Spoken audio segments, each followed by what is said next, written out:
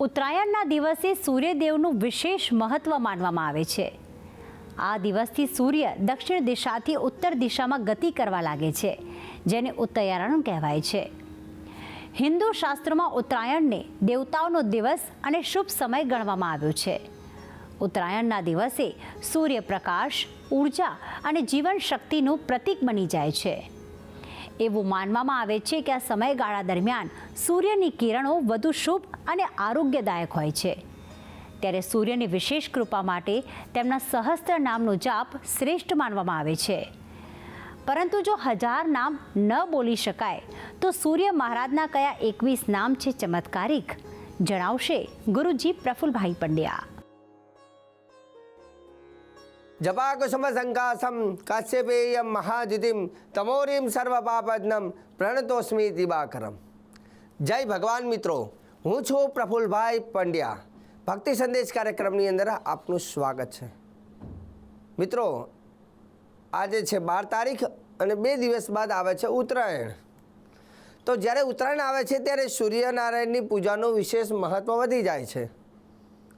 તો આજે પણ હું તમને ભગવાન સૂર્યદેવના આશીર્વાદ સરળતાથી કઈ રીતે પ્રાપ્ત થાય તેને લઈને શ્રેષ્ઠ ઉપાયો તમને જણાવવાનો છું। ભગવાન સૂર્યદેવ, એવું કહેવાય છે કે સૂર્યદેવના 21 નામની મારે આજે ચર્ચા કરવી છે કે ભગવાન સૂર્યદેવના આ 21 નામ કરવાથી લાભ શું થાય છે। મિત્રો, ખાસ કરીને સૂર્યદેવની વાત કરીએ તો એવું કહેવાય છે કે 99 ગ્રહોના રાજા છે સૂર્યદેવ। અને રાજાની તમારી ઉપર કૃપા હોય તો પછી બીજી વાત જ પૂછવાની ના હોય, કેમ કે 9 ગ્રહોમાં સૌથી પ્રથમ સૂર્યદેવ છે અને સૂર્ય ગ્રહોના રાજા છે। બીજા નંબરની વસ્તુ, ગ્રહો સિવાય પણ પંચાયતન દેવ જે છે 5 દેવ, જેમાં મુખ્ય સ્થાનક સૂર્યદેવનું પણ એમાં બતાવ્યું છે। પંચાયતન 5 દેવમાં એક સ્થાનક સૂર્યદેવનું પણ છે।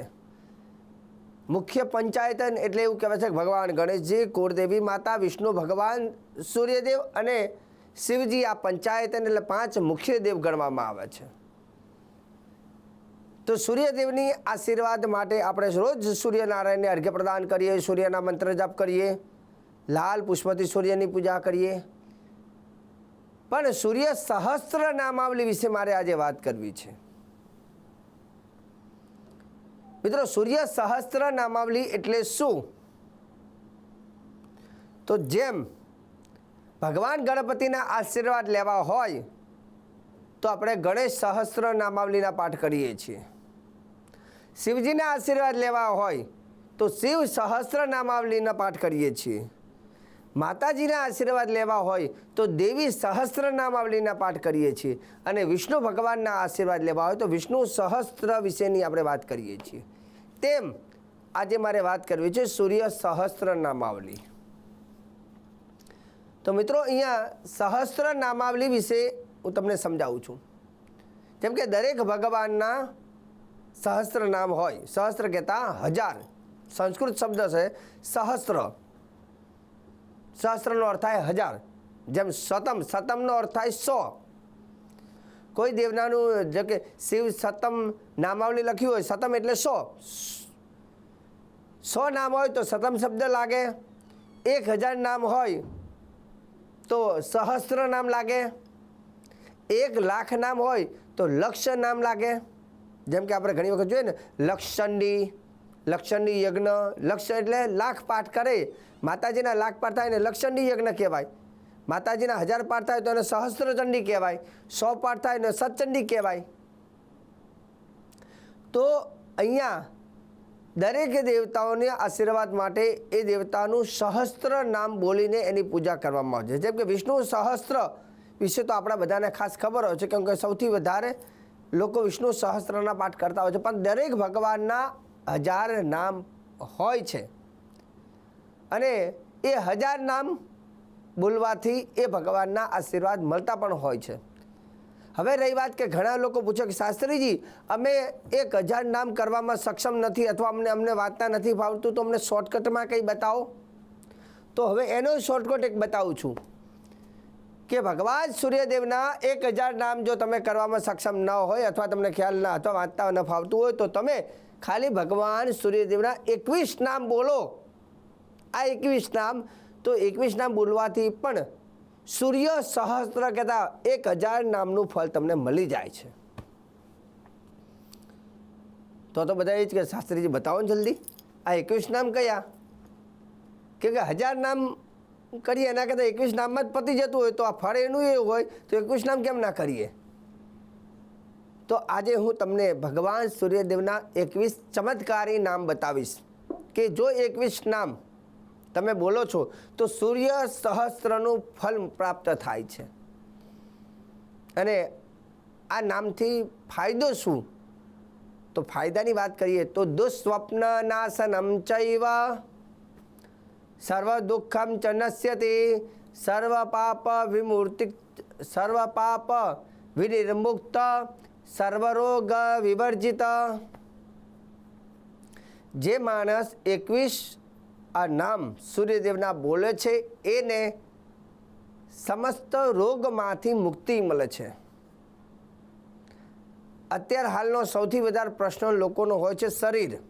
પહેલું સુખ તે જાતે ન રહ્યા, શરીર સારું હોવું જોઈએ. એક જમાનો હતો કે લોકો 100 વર્ષ જીવતા, 110 વર્ષ જીવતા, કેમ કે એ ખેતી કરી અને શુદ્ધ અન્ન દ્વારા એ ચોખ્ખું દ્રવ્ય મળતા હતા અને એ ચોખ્ખા દ્રવ્યથી એમનું શરીર સારું રહેતું. આજે જોવા જાય તો દરેક વસ્તુમાં ભેળસેળ હોય. શાકભાજીમાં ઘણી વખત ભેળસેળ જોવા મળે, ક્યાંક અનાજમાં ભેળસેળ જોવા મળે, ક્યાંક આમાં મળે, ઘણી વખત તો એવા એવા કેમિકલોથી નાખવામાં આવે. તો આ બધી વસ્તુઓથી શું થાય, તે તમારું શરીર ખરાબ થાય છે. અને એના સિવાય પણ હવે જે ઘરનો ખોરાક લોકોને ઓછો ખાવો ગમે, બહારનો ખોરાક વધારે ખાવો ગમે, તો આ બધી વસ્તુઓના કારણથી ધીરે ધીરે જોવા જાય તો એ શરીરને જે તાકાત મળવી જોઈએ અન્નથી, એ અન્નથી તાકાત ના મળે, ધીરે ધીરે એમાં બીમારી ઉત્પન્ન થતી હોય છે. મતલબ શાસ્ત્ર કહે છે કે શુદ્ધ અન્ન હોય તો લોહી પણ શુદ્ધ બને, અને અન્ન તમારું શુદ્ધ ના હોય અથવા ખરાબ હોય અથવા કેમિકલવાળું હોય તો શરીરને બગાડે છે, જેથી ધીરે ધીરે આયુષ્ય ઓછા થઈ ગયા. તો ભગવાન સૂર્યનારાયણનું કહેવાય છે કે સૂર્યદેવની સામે રોજ અર્ઘ્ય પ્રદાન કરવાથી સૂર્યની તાકાત મળે છે, સૂર્યનો પ્રકાશ મળે છે, અને એ સૂર્યનો પ્રકાશથી શરીર સારું રહે છે, વિટામિન મળે છે, અને સાથે સૂર્યદેવના પાઠ કરવાથી પણ એક શરીર તમારું સારું રહે છે. મતલબ આરોગ્ય શાસ્ત્ર કહે છે કે સર્વ રોગ વિવર્જિત. સૂર્યદેવનો પાઠ કરવાથી, સૂર્યદેવને નમસ્કાર કરવાથી બધા પ્રકારના રોગોમાંથી પણ રાહત મળે છે. આ સ્તોત્રમાં લખેલું છે. હવે રહી વાત સૂર્ય સહસ્ત્ર નામાવલીમાં શ્રેષ્ઠ 21 નામ જે સૂર્યદેવના છે તે હું તમને આજે જણાવું છું. આ 21 નામ તમે લખી લેજો, જેથી આમ તો દર રવિવારે 21 નામ તમે સૂર્યના બોલો છો એટલે તમને સૂર્ય સહસ્ત્રનું ફળ મળે છે. રવિવારે બોલવું વધારે સારું. અને એનાથી શ્રેષ્ઠ જ્યારે મકર સંક્રાંતિ, મકર રાશિમાં સૂર્યદેવ પ્રવેશ કરે એટલે ઉત્તરાયણના દિવસે જો તમે બોલો છો તો પણ સૂર્ય સહસ્ત્રનું ફળ તમને પ્રાપ્ત થાય છે. એટલે 2 દિવસ પહેલાં તમને આ 21 નામ બતાવું છું. જો શક્ય હોય તો ઉત્તરાયણના દિવસે સવારે વહેલા સૂર્યદેવને 21 નામ બોલી 21 પુષ્પ, લાલ રંગના પુષ્પ સૂર્યદેવને અર્પણ કરજો. પુષ્પ ના હોય તો ખાલી નમસ્કાર તો ચોક્કસ કરજો. આ 21 નામ જે છે એને પહેલાં લખી લો. સૂર્યદેવનું પહેલું નામ જે છે ઓમ વિકર્તનાય નમઃ. ઓમ વિકર્તનાય નમઃ પહેલું નામ છે સૂર્યદેવનું. બીજું નામ છે ઓમ વિવસ્વનાય નમઃ. ઓમ વિવસ્વનાય નમઃ સૂર્યદેવનું ત્રીજું નામ. ઓમ માર્તંડાય નમઃ. ચોથું નામ ઓમ ભાસ્કરાય નમઃ. સૂર્યદેવનું પાંચમું નામ ઓમ રવયે નમઃ. ષષ્ઠમ એટલે કે છઠ્ઠું ભગવાન સૂર્યદેવનું નામ ઓમ લોકપ્રકાશાય નમઃ. લોકપ્રકાશાય નમઃ. ત્યાર પછી નામ છે ઓમ લોકચક્ષુષે નમઃ. ઓમ લોકચક્ષુષે નમઃ. ત્યાર પછી આગળ નામ છે ઓમ લોકસાક્ષિણે નમઃ. ઓમ લોકસાક્ષિણે નમઃ. ત્યાર પછી આગળ નામ છે ઓમ ત્રિલોકેશાય નમઃ, ઓમ ત્રિલોકેશાય નમઃ.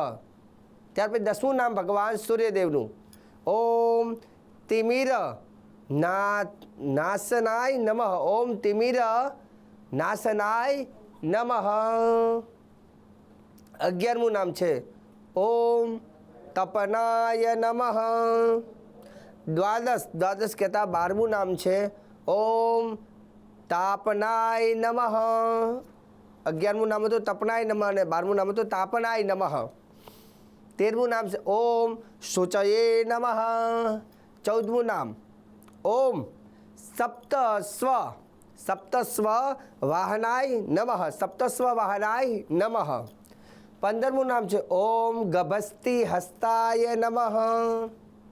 16મું નામ ઓમ સર્વદેવ નમસ્કૃતાય નમઃ. 17મું નામ ઓમ આદિત્યાય નમઃ. 18મું નામ ઓમ પ્રભાકરાય નમઃ. 19મું નામ ઓમ પુષ્ણે નમઃ.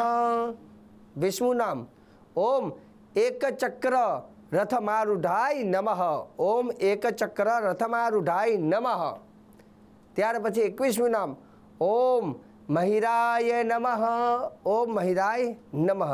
તો દર્શક મિત્રો, આજે ભગવાન સૂર્યદેવના 21 મુખ્ય નામ, પ્રભાવશાળી નામ જે મેં તમને કહ્યા છે, જે 21 નામ બોલવાથી સૂર્ય સહસ્ત્રનું ફળ આપણને પ્રાપ્ત થાય છે. અને આગળ પણ ભક્તિ સંદેશ કાર્યક્રમમાં હું પ્રફુલ્લ પંડ્યા આવી જ જાણકારી, શ્રેષ્ઠ જાણકારી, સુંદર જાણકારી રોજે રોજ આપતો રહીશ, કેમકે આ કાર્યક્રમ તમારો કાર્યક્રમ છે.